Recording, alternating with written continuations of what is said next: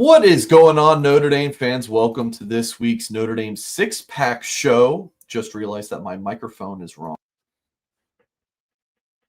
We're off to an excellent start. Yeah, let's see if I can switch to the right microphone. As long as we can. What do we got to talk about? Nothing, right? Not much to talk about. No, there's absolutely nothing that happened over the past week. Maybe a couple things to talk about in this week's Notre Dame six-pack show. I'm Mike Singer, run the YouTube operation here with me. Jack Soble and Tyler Horka, our blue and gold beat writers. This show is brought to you by Academy Sports and Outdoors. No one gets you ready like they do, so make sure you swing by your local Academy store or shop online at academy.com to find everything you need, from grills to jerseys and more. Be a watch party legend with gear from top brands like Nike and Under Armour, all at unbeatable prices every day. With 8 stores across Indiana and a new store coming soon to Mishawaka at the end of this month, fun can't lose and neither can you. So gear up today at Academy Sports and Outdoors. All right, let's just go ahead and dive into today's show if I can figure out how to do so. Miami rewatch. I know you guys have both watched it back. I see you tweeting about it all the time. Jack, what'd you really learn? What are the biggest takeaways from rewatching that 27-24 loss to the Irish? I actually feel better about Notre Dame after rewatching it than I did before, which I don't think is how I expected to feel. In the first half, it's like it's everything you expect. Like the defensive line, the defensive tackles in particular, are getting their tails kicked in by the Miami offensive front. The Miami front was firing off the ball. They were physical. They were finishing blocks. You see on the first play of the game, you see Bryce Young, who's lined up as a defensive tackle for some reason, getting pushed 6-7 yards down the field. Then they're pushing him again, even after the clean push after the whistle. But it's like that's how you set the tone. And Notre Dame wasn't doing that. Miami was. And on offense, Notre Dame was just kind of catching blocks. They weren't firing off the ball. They were just kind of catching, even letting guys through. But then you go, the game moves along, and it's all right, the defensive tackles are being a little more stout. They weren't making plays or anything, but they were giving the linebackers a chance to do so. They were holding up at the point of the attack. Notre Dame's offensive line got a little better. They were getting a little more push. So it wasn't like a jolt of improvement for Notre Dame there, but there was like gradual improvement. And I don't think the comeback was a fluke after watching the game. And that makes me feel better about where the Irish are headed. Yeah. On the flip side of that, I can say though, like a couple of the touchdowns, like the Eli Raridan play, which is a great play by CJ Carr, by the way, and Eli Raridan getting himself to that spot to run down the sideline, but take away that play. And that's one of my least favorite things to say in the context of football, by the way, is take away that play, because you can't take away that play. It happened, and Notre Dame is fortunate for that, but take away the Jadarian Price play, and maybe they don't score there as well.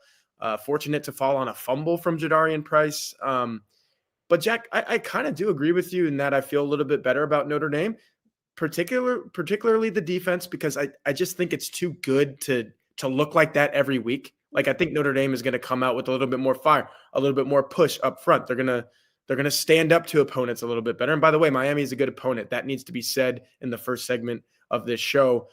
But a couple of things that I was impressed by with Notre Dame was after the Malachi Fields fumble, the Notre Dame defense makes a couple plays. I believe it's Kingston Viliamuasa and Boubacar Traore. Or no, it was the Jared Dawson play where he bats the ball down. Those are 2 huge plays. They're point-saving plays. Entirely point-saving plays, because Miami ends up botching that field goal. And then CJ Carr throws the interception. And this is an instance where obviously Miami is going to be a little conservative because it knows it's in a very prime position. Again, the rain had stopped by that point. It can just kick a field goal and get the points that it needs to be up a little bit more than they were. But if you're Notre Dame, you still have to make 3 plays to get off the field and force that field goal, and they did. One of the things, and I'll throw it to you again, Jack, for some final thoughts here, is not impressed by the urgency of Notre Dame's defense when you need to be urgent. Right before the half, Miami has one of its best drives of the game, scores the touchdown, crazy touchdown, but scores that touchdown. And then the game-winning field goal drive. I put it on Twitter, X, whatever you want to call it. that first play of that drive, I have no idea. Notre Dame, you just tie the game. You need to set a tone. They sit in a weak zone, soft zone. Guy catches the ball at the line of scrimmage and somehow gets 9 yards there. Poor tackling. Good and bad. When I rewatched this game, good and bad. I know I spent all my time talking about the defense there, but we're gonna talk about the offense in the next segment anyway. Well, I think you hit the nail on the head with like the defense is too good to play like this again on an individual level too. Like on Miami's second touchdown, the one-handed catch, like Leonard Moore's not going to bite on a double move like that very often. Adon Schuler's not going to sit there waiting for the ball very often. That's very uncharacteristic of those players. Then late in the game, I mentioned the tackling issues. PFF credited Drake Bowen with 4 missed tackles in that game. He had 5 all season last year. That is obviously not going to happen. If I know Drake Bowen, I know he probably hasn't left the Goog since Monday morning. Like that, there is no way that happens again. That is just so out of character for Bowen and for Notre Dame as a whole. So I have confidence that issue in particular will not be repeated. You mentioned it, giving credit to Miami. Of course, we have to do that. Ruben Bain is obviously a superstar. I think when you watch the tape, you really see the difference between someone like Bain, who is a game wrecker, versus someone like Traore, who can be that guy, but isn't yet. Like Traore had superb flashes, but he didn't impact the game on the level on a play-by-play basis that Bain did. Bain destroyed Notre Dame in every sense of the word in that game. Malachi Tony on the other side is an obvious star. Just such a tough cover, whether you're in man or in zone. Like he is just so hard to deal with. Just so quick, so shifty. Clearly has a lot of dog in him. Miami offensive line, have to give them a ton of credit. It's a really good football team that Notre Dame lost to by 3 points on the road in the rain. But obviously a lot of issues to fix that we saw live and on film, and that we will discuss in a couple seconds. Sorry, I only left you 10 seconds, but I'm glad. Yeah, I'm going to go longer than this. Dock my points, whatever. Just quickly though, I'm glad that you mentioned Ruben Bain as an example of consistently game wrecking, because I put it in my defensive notes that I put at blueandgold.com. You saw flashes, and someone just Greg says KVA was a bright spot. Yeah, here and there, but Ruben Bain was doing it all night, and he was causing headaches. And it's like, okay, when is Traore going to do it again, or KVA? It's like you need to do that more consistently, and I guarantee you Notre Dame wins that game if they more consistently had the game-wrecking type plays. Right. Jack, what'd you make of the offensive play calling on that rewatch? So much of the discourse about this I hate getting into, because I think in general, not specifically here, but in general, why didn't running back X get the ball more? Why didn't Team X run the ball more? Is one of the laziest football takes around. There's just so many variables that go into that. What, Mike? I love the take. I'm nodding. I just wanted you to see that I was nodding. Preach, King. Preach. Go off. No, it's just such a lazy take in general. And I did like the initial game plan from Denbrock, like the first drive from Notre Dame, where they like obviously expecting Miami to key in on Love. So you throw some of those tunnel screens, which like Miami wasn't keying in on them as much. Like they were working. Jaden Greathouse, I wouldn't say he blocked tremendously. He missed a block on the first play. The second couple tunnel screens of Faison, he didn't get all of the guy who was blocking, but he got enough to clear a path. And that the reason those plays worked is because Miami wasn't keying in on them so much. They were keying in on Love. So that drive, by the way, would have resulted in points if Anthony Knapp touched Ruben Bain on 3rd and 9.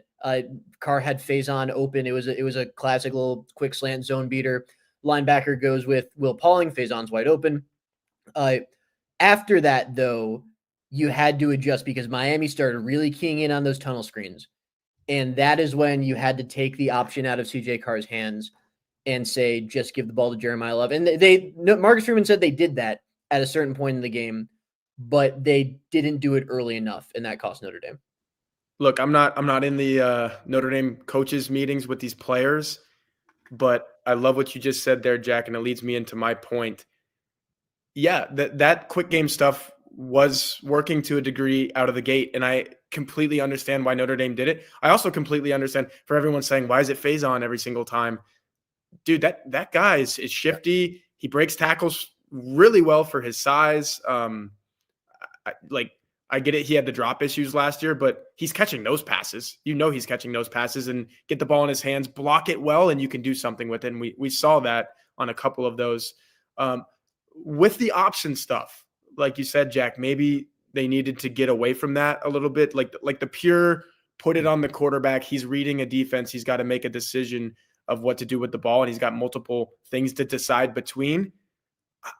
Look, again, I'm not in the coaches' meetings, but I think there was a little birdie in CJ Carr's ear, and that birdie might be named Mike Denbrock, saying, hey, I'm going to help you out, kid. Here's where you should probably go with this football. And all the time, it was the short throw, and that got CJ Carr into trouble. And he took complete ownership in the postgame press conference, as he should. He's the one throwing the ball, probably shouldn't have thrown that ball to out there to the flat and gets intercepted. But if it was a thing where, hey, we're going to set you up with some short passes, CJ, and that's going to look like us calling an RPO, but it's basically just going to be a screen at that point. If you're just going to do it every single time, get away from that. Get away from that. And if CJ Carr is the guy that we think he is, I think he can make the right reads. I think he can hand it to Jeremiah Love when he's supposed to. Or heck, he scored a rushing touchdown, and they went to him time and again in the red zone to try to use his legs. Do that. Like, be the Riley. You're not Riley Leonard, but call the Riley Leonard play and run it yourself. You just, when it's an RPO, you need the variety. You need the variables, and it was way too much of the same thing. And like you said, Jack, Miami keyed in on it. And look, Mike Elko's a really good defensive coach. He will also key in on that too. Right. And I think in the next, we'll talk about A&M in a second, but like you need to just pound the ball with Love and Price early, because you need to dare their back seven to tackle him, because I have serious concerns on, we'll talk about this next week too, but like I think they're going to break a ton of tackles against A&M. Other issues I had with the game plan, just not enough pistol. You didn't have any opportunities for Love to get ahead of Steam or Price, but he did have that 130-yarder. I've seen people point out that like, yeah, Love got a not abnormal amount of touches given what he had last year. The difference is that Williams didn't play, and Williams better not have been healthy, because if he was healthy, then he should have played more than he did. Price got benched for fumbling. We can argue back and forth about that. I go back and forth on that myself. If you watch the actual fumble, the ball security was entirely unacceptable. He is carrying that thing, basically holding it with his forearm as he plows into a sea of bodies at the goal line. It cannot happen, especially for a player as experienced as JD Price. So I don't know if I would have done it. I do get why they did it. But the bottom line is, like, when Price isn't playing, then Love's carries have to be higher than they usually are, and they weren't. Yeah, it was the personnel thing. I guess the on the screen there, offensive play calling.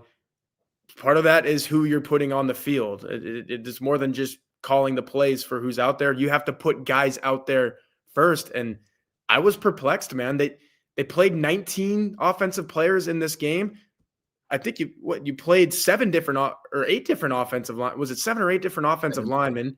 And then 3 of those guys that make up the 19 only played 1 snap. KK Smith, Ty Washington, and Aeneas Williams. It was like, what are we doing? It's humid out there. Put some more bodies on the field. Like, please rotate. I was baffled. Jack, what are some of the issues that Notre Dame really needs to take care of during this bye week? Well, sticking with the offensive personnel issue, they need to get a second tight end ready, because I don't think either of us understood like how dire that situation was. Cooper Flanagan going out, of course, they would have trusted. Cooper Flanagan would have played like 30, 40 snaps in this game. Kevin Bauman was perfectly capable of blocking at the goal line. He would have played a good amount in this game. I don't know if Ty Washington isn't completely trusted yet, or Denbrock mentioned he had the wrist issue. I combine injury and issue. The wrist issue, but he needs to be ready at some point. James Flanagan, Jack Larson, someone needs to be that second tight end, because they're going to seriously struggle at the goal line if they can't find someone there. You cannot play an entire football game with 1 tight end. And I'm going to say it, bless Eli Raridan's heart for the drops and some of the things he didn't do well in that game, because he played 58 snaps as a tight end all over the field. He's blocking, he's running routes. Even when he's not catching passes, he's still running routes. You're asked to do so much. that is a position where you need at least 2. And at Notre Dame, you've seen 3 or 4 guys who play consistently. Like Davis Sherwood, for example, could give you 10 to 15, maybe even 20 snaps. Right. David Sherwood would have played a good amount in this game. Yeah, and like his career was so under the radar, and that's fine because he played a lot, and like he was a former walk-on. You don't even have that at Notre Dame. Like a former walk-on that you could trust to put into that game was concerning. The deepest running back room in the country is what we're calling this. Mike Denbrock gets out there and says Nolan James Jr. can maybe play as soon as, I don't know if he didn't specifically say as soon as week 1, but he said, hey, that's a guy fighting to get on the field as a freshman. You don't see him. You see Aeneas Williams for 1 snap. Jabron Payne was this team's number 3 running back 2 seasons ago. You don't see him. He was number 2 at one point. You don't see him in this game. I think a huge issue to fix is personnel. Wasn't that big of an issue on the defensive side of the ball. I think they rotated about as what you would expect. D-line, the 4 linebackers who played, and then even on the back end there, you saw, especially at nickel, you saw that in safety as well. But yeah, the offensive personnel is something that needs to get figured out for sure. Yeah, moving to the other side of the ball. The D tackles, we mentioned them. They need to be a lot better. Some of the early reps were really, really, really, really, really bad. Like I said, noticeably, considerably, and consistently better in the final quarter and a half after Miami's last touchdown drive. Defensive tackles, again, they weren't making a ton of plays, but they were holding their ground. They need to build on that end to the game and really elevate their level of play for A&M. The offensive tackles, of course, A&M doesn't have Reuben Bain, but Cassius Howell is a guy who they think is going to really take off this year.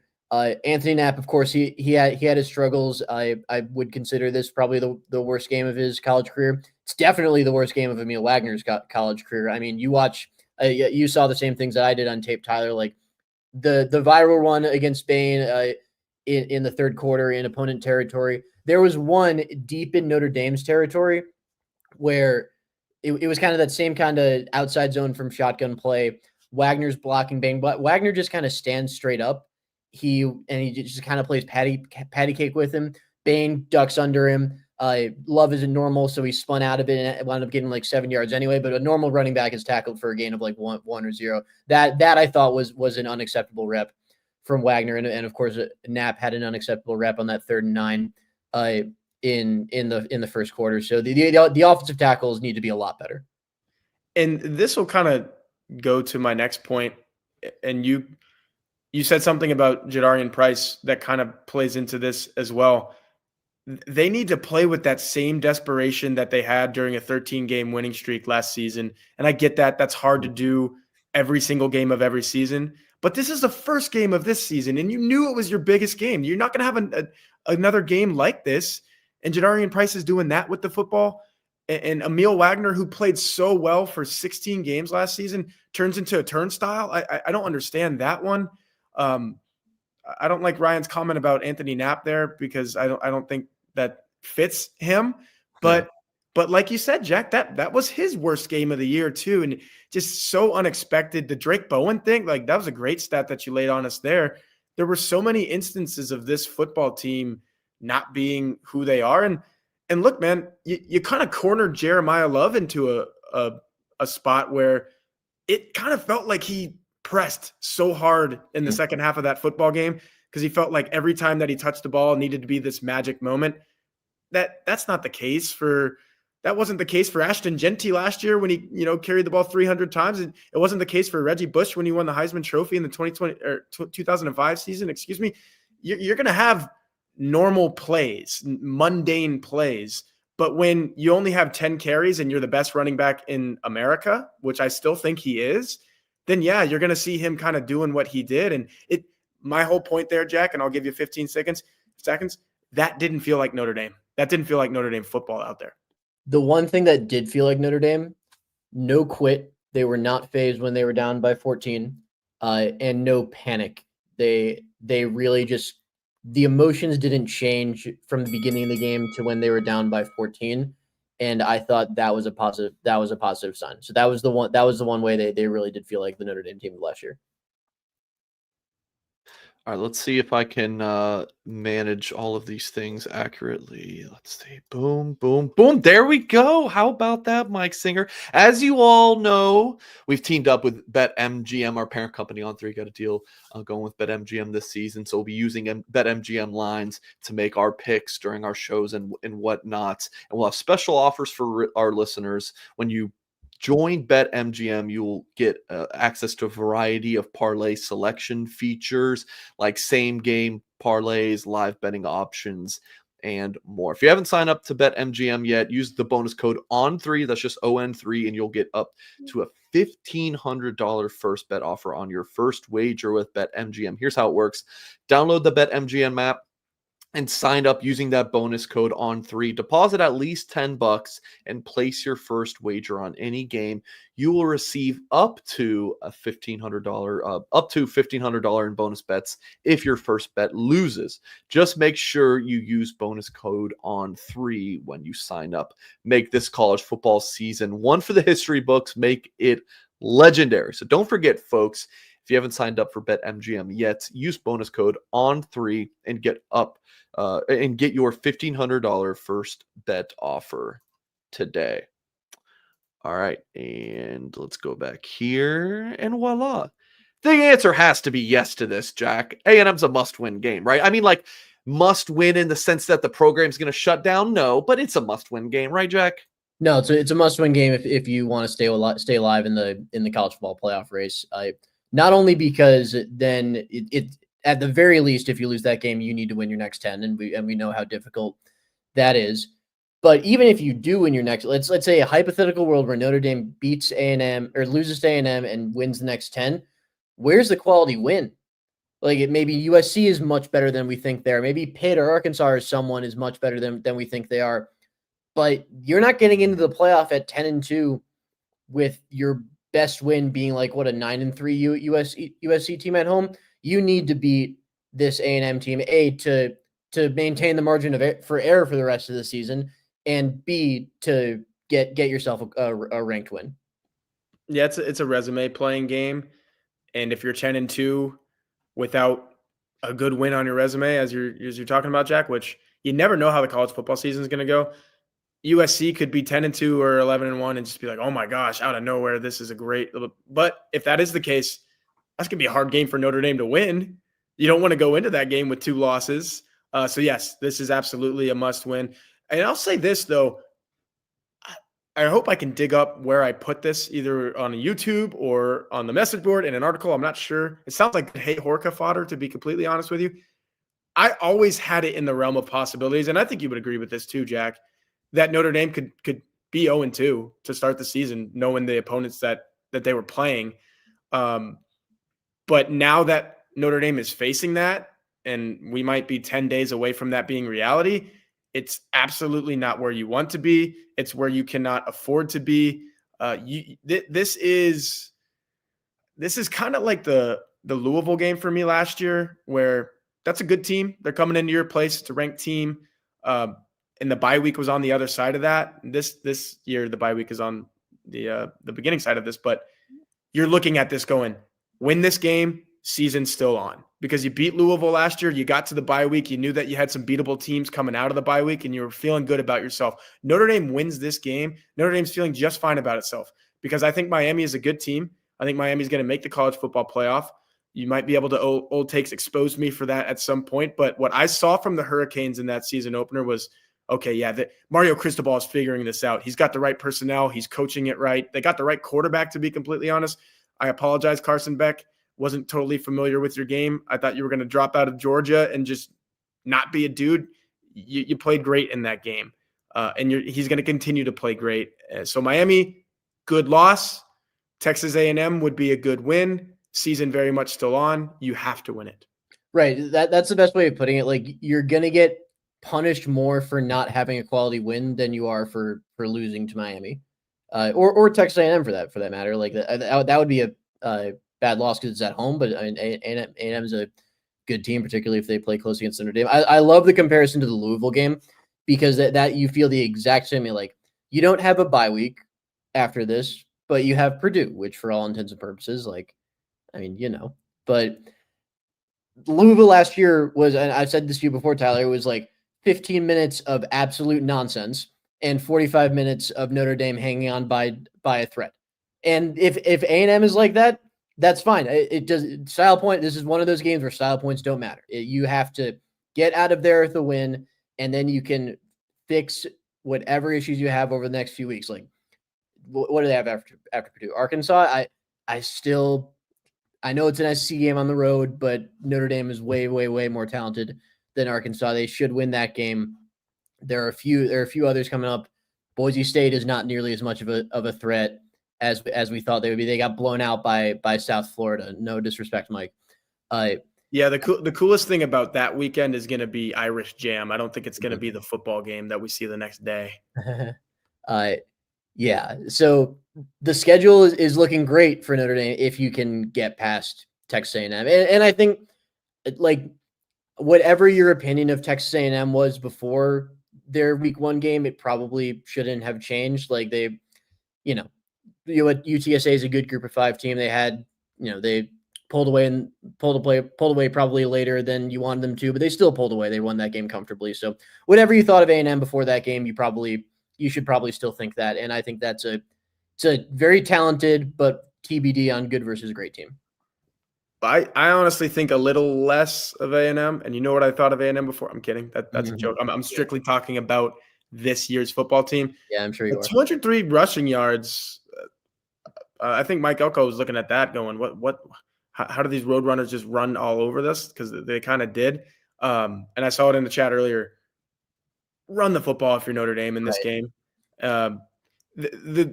You feel more comfortable about running the football in this game because you know that CJ Carr is a good quarterback. So it's not like, oh, we're just running the football because we don't want to put it in the hands of our quarterback. No, you're running the football because it's Jeremiah Love. And you also have CJ Carr that when you do need to throw it, like, I think it'll be competent and capable in that game in terms of the passing game for Notre Dame. So I like Notre Dame in this matchup. You could call me an idiot because I thought Notre Dame was going to beat Miami. I think we all did, though. Yeah, you got to win this game, and I think Notre Dame can do it. I agree real quick. Like, I agree with your point that, like, Miami game plan, great. Get your quarterback in a rhythm. They're going to be keying on Love. A&M game plan is you're not messing around. You're running the ball until they show you they can stop it. I'll call you an idiot, not because you picked Miami, just because I think you're an idiot. I'm just joking. Yeah, I like Notre Dame to roll A&M, by the way. That's just my opinion. All right, quick AP poll updates for week 2. This is the top 10 in order: Ohio State, Penn State, LSU, Georgia, Miami up to number 5, Oregon 6, Texas drops to 7, Clemson 8, Notre Dame 9, South Carolina 10. Jack, what do you make of that Notre Dame's position remaining in the top 10? I think it makes sense, and it kind of goes back to my earlier point of, like, the Miami loss won't hurt you, but not having the Miami win could. If that makes sense. I don't know if I phrased that well, but, like, basically the lack of a quality win is going to hurt you down the line more than losing that game. Because, again, as poorly as Notre Dame played for a lot of that game, and as much as Notre Dame needs to fix, it is a 3-point loss to what was then the number 10 team in the country on the road in the rain in week 1. And I think the CFP's new guidelines is that you're not going to get punished as much for losing those type of games as they may have last season. So it makes sense what the voters are telling you, and the coaches poll had them at 9-2 for what it's worth. I mean, coaches poll, the SIDs poll had them at 9. What they're telling you is that Notre Dame is still a college football playoff team, but they need to beat A&M for that to remain the case. Exactly, Jack. You look at the stretch of, what is it, Texas, Clemson, Notre Dame right there, all in the top 10. What the voters are telling you is we thought that these were top 5 teams, in the case of Notre Dame, fringe top 5. Before the season started, they all lost against very good, 2 of them on the road, very good opponents. They're still top 10 teams, even though their record says 0-1. You're going to look at a lot of teams in the rest of that poll, 10 through 25, who have a 1-0 record. I don't know, Florida State, some of those types of teams. And you're going to say, hey, man, they took care of their business in week 1. Why are they not ranked ahead of Notre Dame? No. Notre Dame is still a better football team than those teams. I believe that. And it's until you get that next loss, that's when the voters are going to say, okay, you've lost the benefit of the doubt. You lost a tough game to open the season, but what happened here? Why did you lose again? That's when you see the big drop off. So, and again, I don't want to keep beating this drum, but I'm impressed by Miami right now. Miami is a top 5 football team in the country, and maybe they show 100%. At some point, maybe they show us that they're not, but right now they are. And you can't penalize Notre Dame too much for losing by 3 points on the road to that good top 5 football team. Right. And that was a top 5 football team who, by the way, like you saw them after the game, like how much that win meant to them. I'm not saying that's why they beat Notre Dame. Like I'm not going to go in here saying like, oh, that it was their Super Bowl, yada, yada, yada. That's bullshit. But that clearly meant. That's for the fans. That talks for the fans, Jack. For the fans. Correct. But it clearly meant a great deal to them, and they coached like it. That was a very well-coached game. Credit where credit is due to Mario Cristobal, Shannon Dawson, Corey Heatherman. The scouting report on Beck was if he gets pressured, he'll make mistakes. But if he's got time, he can pick you apart. And they called the game as such. Something I want to point out in the AP poll, the tiers that these were kind of in, Texas 1239 points. Clemson 1135, Notre Dame 1068, South Carolina 882. So like there's a bigger gap between Notre Dame and South Carolina than there was between Notre Dame and Clemson. Then you have that 10 through 13 of like South Carolina, Illinois, Arizona State, Florida, who like the good, fun, possibly frisky teams, but still a tier below like the true contenders. That's how the voters see this at the moment. And there's some very fun teams in that tier. Someone compared Lenora Sellers, I saw, for the South Carolina quarterback, to Ben Roethlisberger, but fast, which is just an incredibly fun concept. Thank you for the super chat, Ryan. But I think the drop-off is notable between 9 and 10 in terms of voting points there. And what's cool about the college football playoff is some of those fun, but also good, but still not great teams are going to make the college football playoff. Great point. You saw one with Indiana last year, and it's like, hey, maybe on their best day, they do go to Notre Dame Stadium and they beat that Notre Dame team. No, it was not their best day, and Notre Dame was much better. And that's the first round of any playoff in any league ever, right? Like the favorites are supposed to win those games. What I take from this AP, not even from what I take from the AP poll, but what I agree about with the AP poll is Notre Dame is still very much in that.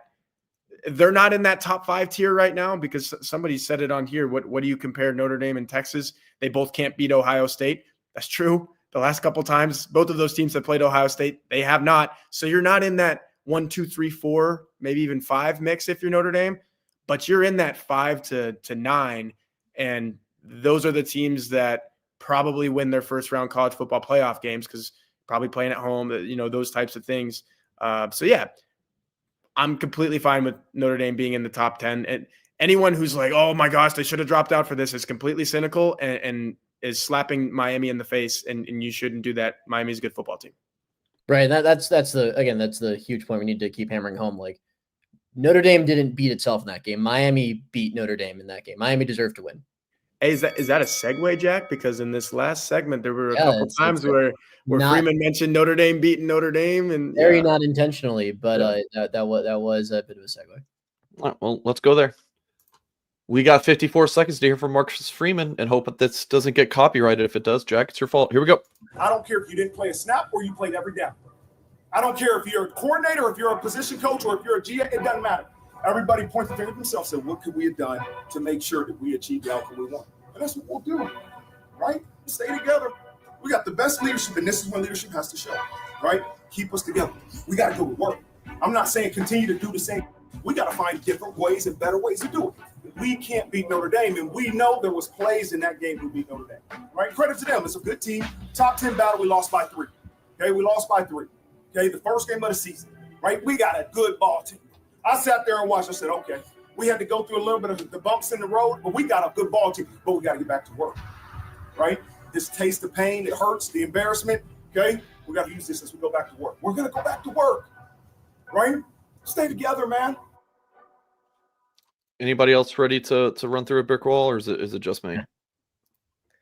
No, I love that speech. No, that's good. That's a good speech. All right, Jack, what do you think? So it's also very much in line with the Marcus Freeman we saw at the postgame press conference. Like, certainly not happy but confident. He was confident in Notre Dame's process after that game. He was confident. He pointed out the reasons for confidence after the game. He was looking at the stat sheet. He was kind of cringing, grimacing at some of the numbers. I'm guessing the turnover battle really did not have him happy, but he wasn't upset. He was very much like, and this was a vibe from the team when you saw him walking off the field too. It was like, all right, back to work, and that's what they need to do. And like Freeman said, that's what they're going to do. It's just, all right, that happened, back to work. And I do think both the speech and the presser is not something that would have been as impressive for Freeman 3 years ago, because he's got the security and the confidence to take a game like that and say, you know what, it happened. We're going to be fine. Back to work. All right, let's do this. I literally just came up with this as you were going there, Jack, in my head. So help me out if I'm wrong here. I'm just looking at the last 3 seasons, including this one, and looking at games that Notre Dame lost in those seasons. Mm-hmm. Ohio State, tough to talk to your team after that, the way that game ended, right? Louisville that year, that was a disgusting football game on Notre Dame's part. Tough to talk to your team. Clemson that year, I thought Notre Dame played terribly at Clemson that year in 2023. Tough to talk to your team. How do you even talk to your team after Northern Illinois? Like, ugh. And how do you talk to your team? Marcus Freeman probably can, because he does this. But it's tough to talk to your team after you lose a national championship game to Ohio State as well. This game, I thought he approached that perfectly. Yes, there were plays where Notre Dame beat itself, and you have to clean those up. He recognized that.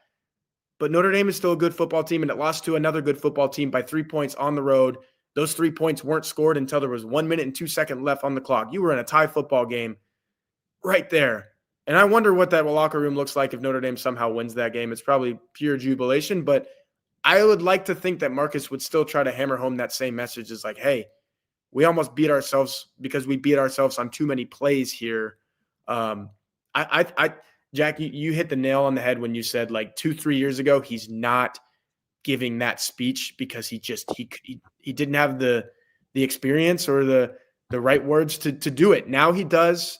There's no such thing as a good loss. Probably those guys were all dejected, but this was not the worst loss. And I think he handled it perfectly in that speech. Right. I think the message is, and I wrote about this yesterday, is like, no panic, but there's got to be urgency, because if you don't fix the issues by Texas A&M, you could lose. And if that happens, the season is, for all intents and purposes, cooked. Like, you need to stay together, and he called in leadership to do that, which I think is a good shout. And it's also something that, like, based on watching them after the game, like, the amount of veterans who, as soon as the final whistle blew, went up to Card and was like, "Hey, good job, we'll get him next time." I don't know exactly what they said, but it just, the vibe was, hey, happens, encouragement. And Carr looked like he handled it well. The players walking off the field I was with the binoculars watching some of them walk off. Like, I didn't see any tears. I didn't see any helmets being thrown. There's some frustration. And of course, they should be frustrated after that game, but no sense of the sky is falling. And I think for a big job of Freeman's after a game like that is to reinforce that, but also reinforce on the other side that you got to fix some things. You got to fix it. If he's being completely honest and pointed and driven when he says, like, hey, we're good, we just got to clean up a few things, if he realizes that, then absolutely, like, I love that message. If there's a little hinge of, like, complacency in there, I think that's where Notre Dame could get tripped up. But Marcus Freeman has earned my benefit of the doubt in the last couple of years that he's not going to get complacent. Like, we haven't seen just the total letdown since Northern Illinois. That's many, many games ago. This team's won a lot of football games since then, lost a couple tough ones now, but yeah, it's just all about this team understanding that it still can't just show up to these games and expect to win them. They've got to do a little bit extra, and that's what I got from that message was, man, we played well at times in a really tough place to play, but you got to play a little bit better than well in some of those situations. And they didn't. They weren't good enough in some of those spots. So clean that stuff up. Get a little bit more intensity. Get a little bit more leadership, like he was demanding there, and they're going to be fine. I really do agree with him when he says that. I think they're going to be fine because I do think this is a good football team, Jack. I'm very curious for both the press conference on Monday and the game on a week from Saturday, because I really want to see like what Notre Dame determines to be its biggest issues from that game and how it attacks them. Because it is the wonderfully timed bye week. They have 2 during the season. They can afford to spend one this early. This is excellent timing for the bye week because it gives them 2 weeks to figure out the issues and attack the issues. And I'm curious to see what Freeman says on Monday, and I'm curious to see what he does on Saturday. Boys, it was good hanging out with you at the game. Yeah. Besides the Sierra Mist or whatever that was giving us issues, the Starry that was giving us issues. We're having with the Starry. I think it's still on the side of my right palm. All right, so they had one of those soda machines in the press box. So Crazy being the very healthy guy that I am, I'm getting water, and you have to press the little specific water thing. Yeah.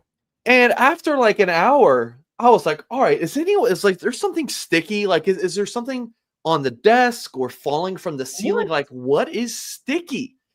Matt Freeman's to my left. He's like, me too. The local guy that Matt Freeman's left. Yeah, what was his name? Nice kid for the student. He was like, I forget. I'm not gonna remember his name, but he was a kid from the Observer. I think I had it too. I was like, Horka's to my right. He has it too. Yep. I don't know how we figured it out, but it was the Starry. Horka's smart guy. We figured out that we were all drinking water, and when you pressed it to get the water, the Starry was dripping on you, and it was just like that syrup or whatever. I got water, and I did not run into that issue. That sounds like a user error, in my opinion. Were you getting water from the water cooler or the soda machine? The soda machine. Huh. Well, we all moved to the water cooler. Jack, can you be a quarterback? Is it not? Yeah. Are you not hitting it with your hand? I don't think I would do very well at the NFL scouting combine. You know how I feel about the hand measurement thing, so that was just a joke. Yeah. As Hard Rock Stadium really pisses me off with no pre-game field access. I was hoping that the Orange Bowl was just a one-off. The food was great again. I will say that. It was solid. Yeah, it was good. It wasn't. It was good chicken. I wish they put out a few more snacks at halftime, but they didn't have any snacks, did they? I just went for another plate of what you love so much, Mike. Did they have that at halftime? Yeah. Damn it, I missed it. They have what? It was the same stuff. Oh, the chicken, yeah. The rice had actually gotten a little stale, but the chicken that was my main issue. But the chicken was even more marinated because it was just sitting in that thing. Yeah. Yeah, I went up and met Bob Borton. So I missed that. Damn. Well, anything else, boys? Horka is all over the place as usual. Excited for them Cowboys, Horka? Yeah, there's been a couple times today where I've remembered that the Cowboys play football tomorrow, and all that makes me is sad. And yeah, so no, I'm not ready. I'm just sad. Yeah, you can go screw yourself for trading Micah Parsons to the Packers. I hate that. Don't direct that at me. Direct that at the person who owns this team, who general manages this team. That's all I'll say about that. Ryan Elliott, really appreciate the super chat from earlier. If you're still hanging out with us, that will do it for this week's Notre Dame Six-Pack Show. I think we're going to do a recruiting show tomorrow. We'll find some stuff to talk about if we do. Otherwise, earlier today, myself, Tyler, and Eric Hansen recorded a video that I think you guys will really like that I'll put out tomorrow afternoon. And then, we'll hang out this bye weekend. I'll probably do like a call-in show or something on Sunday if I'm feeling up to it. Get to see the Dolphins. Really looking forward to the another 8-9 type season. Jack, you looking forward to the Bears season? No comment. I don't know. I'm done going into that season with any type of expectations. Same. We've said it before, I think on the Blue and Gold message board. Mm-hmm. Blue and Gold's NFL rooting interest is just the most depressing thing of all time. Mike, for what it's worth, I don't think the Dolphins will be good enough to be 8-9. I have a feeling McDaniels is That's- something else next year. Please fire McDaniels. Like when it like how Notre Dame fans are, it's like fire everybody. That's how I am with the Dolphins. Fire everybody, clean house. I'm not like that with Notre Dame. So I'm like very like, Because you're not a fan. Because I'm not a fan, right? Like I, maybe have some fan tendencies at times when it comes to Notre Dame. Like I love Notre Dame, but this is a job. With the Dolphins, fire everybody. Just restart. I've honestly said move the Dolphins. I would like to move them. Get them out of South Florida with all the distractions and pretty girls. I'm not even joking. Can we put the Dolphins in like Alabama or get them out? Get it out. Start over. That's how I feel. Jack wasn't even born the last time the Dolphins won a playoff game. Jack's a grown-ass man. That's how long it's been. So, yeah. I don't know about that last part. All right, we're going to end the show there. Really appreciate everyone for hanging out with us. Hit the thumbs up on this video if you have not done so yet. And as always, we will catch you next time.